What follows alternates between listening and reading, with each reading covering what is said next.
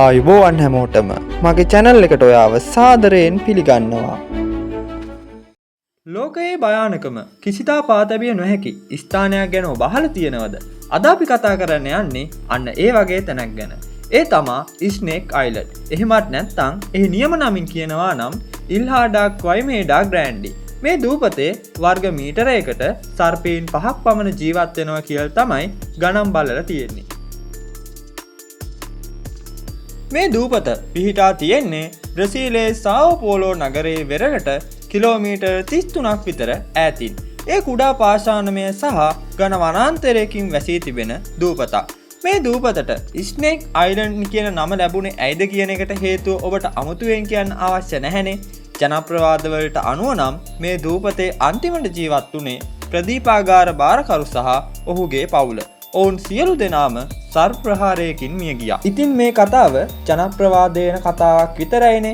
හැබැයි ඒ කතාවත් ඔයාලට ළඟදිම දවසක වීඩියෝ එකකින් මම ඔයාට අරගෙන එන්නම්. මේ දූපත ගැන කතා කරද්දී මේ දූපතටම ආවේනික සර්ව විශේෂය තමා ගෝල්ඩන් ලාන්සෙට් කියන සර්පයා.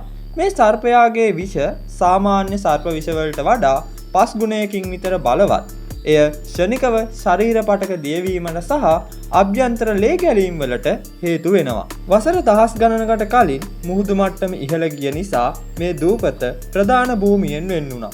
ඒ නිසා මේ සර්පයන් වෙනම පරිණාමය වුණා. ඔවුන්ගේ ප්‍රධාන ආහාරය තමයි කුරුල්ලන්. ඒ නිසා ඔවුන් ගස්වල දිගේ ගිහිල්ලා කුරුල්ලන් මරා දමන්න, ඔවුන් ගොදුරු කරගන්න ක්‍රියාත්මක වෙනවා. ඒ වගේම ඔවුන්ගේ විෂ ඉතාමත් වේගයෙන් ක්‍රියාත්මක වෙනවා. මෙම දූපතට ඇතුළු වීමට ඇති අවසරය පිළිබඳව කතා කිරීමේදී මෙම දූපතට සාමාන්‍ය පුද්ගලයන්ට ඇතුළු වීම සම්පූර්ණයෙන්ම තහනම් කරලා තමයි තියෙන්නේ. එහෙනම් එතනට යන්නේ කවුද? මේ ස්ථානයට යන්නේ විද්‍යාඥයින් සහ පර්යේෂකයින් පමණයි. හේතුව තමයි මේ සර්ප විෂ රුධිර කැටිගැසීම් වළක්වා ගැනීමට ඖෂධ නිෂ්පාදනය සඳහා යොදා ගැනීමට හැකිවීම. ඒ නිසා මේ වගේ භයානකුණ වැදගත් ස්ථාන ආරක්ෂා කිරීමේ වැදගත්කම අපි කවුරුත් තේරුම් ගන්න ඕන. ඒ වගේම මේ දූපත පාදක කරගෙන විවිධ චිත්‍රපට මාලාවන් නිෂ්පාදනය වූ බව ඔබ අප කවුරුත් දන්නා කරුණක්. අවසාන වශයෙන් ඔබට මේ දූපතට යන්න අවස්ථාවක් ලැබුණොත් ඔබ යනවාද?